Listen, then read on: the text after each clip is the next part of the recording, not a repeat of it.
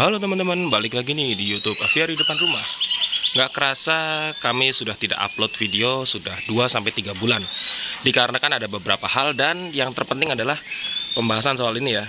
Karena di aviarinya ada masalah dan masalah itu tidak bisa kami kerjakan sendiri. Jadi harus butuh bantuan orang lain dan orang yang mau membantu itu ya sedang ada jadwal lain lah. Jadi kami masih nunggu bantuannya. Nanti masalahnya apa aja nanti kami bahas. Sebenarnya masalahnya itu bukan pada burungnya ya. Kalau burungnya aman, masih dikasih makan, sehat semua. Akan tetapi masalahnya berada pada di aviarinya, di sistemnya. Ini dilihat aja dari baru pembukaan video saja sebenarnya sudah kelihatan satu masalahnya ini. Oke, sebelum lanjut video ini, mohon bantuannya untuk like video ini dan subscribe dulu ya channel ini. Dan mari bersama kita bahas masalah pada aviari jika aviari itu tidak dirawat. Oke. Baik, saya sudah ada di dalam aviari. Seperti yang kami bahas sebelumnya, aviari ini memang sudah lama tidak terawat atau tidak tersentuh ya. Akan tetapi bukan artinya burungnya itu tidak terawat, itu salah besar. Tetap kita kasih makan, kita jaga kesehatannya segala macam. Burungnya juga masih aktif cari makan. Ayo keni.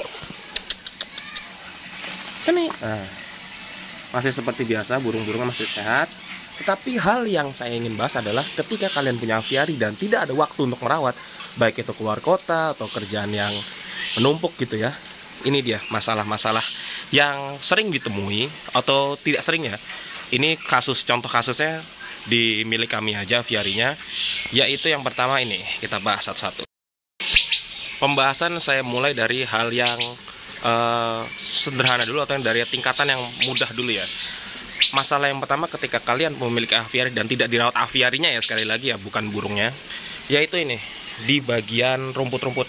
Di bagian rumput-rumput pasti ya, karena tidak selalu hujan, tidak selalu disiram, pasti kering beberapa. Dan di beberapa tempat ada baiknya juga karena tidak tersentuh, itu malah tumbuh ya kadaka-kadaka baru, rumput liar. Seperti ini kan rumput liar nih, tanaman liar.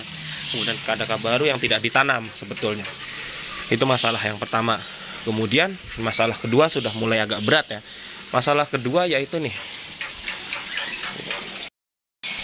Kita lanjut ke masalah kedua, yaitu adalah beberapa pohon pertumbuhannya itu sangat cepat. Kan biasanya kalau misalnya kita masih di rumah waktu itu paling ya sebulan atau berapa minggu sekali beberapa ranting ini kita potong ya. Karena waktu itu memang lagi ada acara dan ada kegiatan ya, jadi ini pertumbuhannya sangat super ya. Ini pertumbuhannya yang sangat cepat dan tidak terkontrol, yaitu dari pohon belimbing. Ini sangat sangat subur banget dan sangat cepat ya. Ini memang salah satu pohon yang saya rekomendasikan ada di aviari. Kalau aviari kalian gersang, tanam pohon belimbing pasti cepat. Tapi konsekuensinya kalau tidak sering kalian potong, ya kan seperti ini. Ditinggal kurang lebih 1 bulan, udah dari atas nembus ke sana.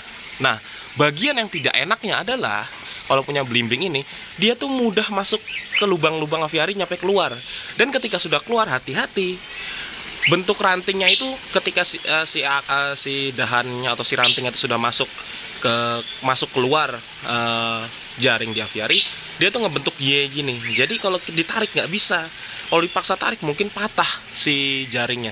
Jadi ya kan mau nggak mau kita harus minta bantuan orang ya, untuk ada yang naik di atas, ada yang di bawah, dan ada yang di luar juga. Untuk motong satu-satu kita urutin. Kalau di motor ya itu ya ngurut kabel lah. seperti itu. Jadi ini yang membuat kami beberapa waktu lalu juga nggak sempet bikin video karena wah ini kurang menarik seperti itu.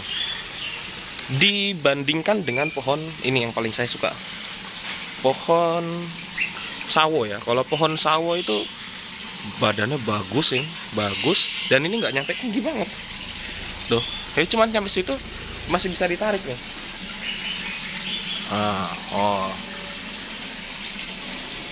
Kemudian juga kalau pohon lengkeng dia nggak naik ya, tapi melebar juga. Sedangkan kalau pohon belimbing itu naik dan melebar. Itu sih, itu adalah masalah kedua. Dan berikutnya kita ke masalah yang mungkin agak sulit untuk dibenarkan. Keni. Nah, lanjut ke masalah terakhir yang ini mungkin kita nggak tahu ya cara benerinnya gimana, atau bakal memakan waktu yang lama dan waktu yang biaya yang sangat besar mungkin ya.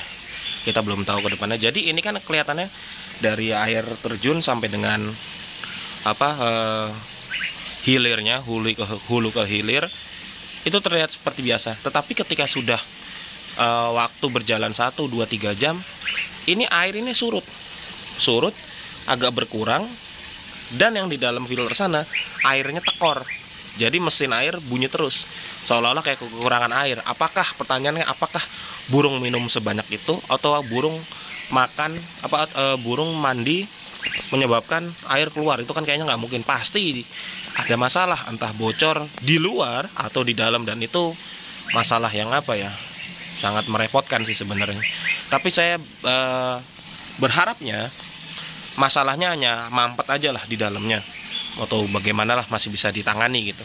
Tapi kalau sampai bongkar segini, wah kasihan burung-burung yang sudah ekosistemnya sudah jadi seperti itu.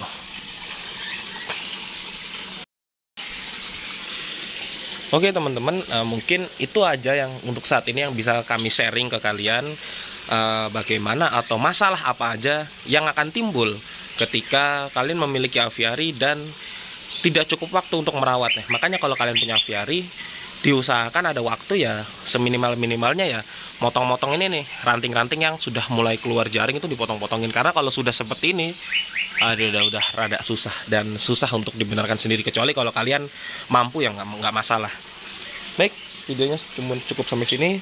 Semoga bermanfaat dan tetap memotivasi kalian agar dapat membuat aviari, ya setidaknya memberi harapan baru lah untuk burung-burung yang ditangkap paksa dan dijual sembarangan di pasar burung atau di tempat burung. Dan ingat, tetap beberapa burung ada yang sudah dilindungi. Jadi hati-hati dan tetap patuhi hukum yang berlaku, karena semuanya ada aturan hukumnya. Sampai jumpa di video selanjutnya dan salam melestari.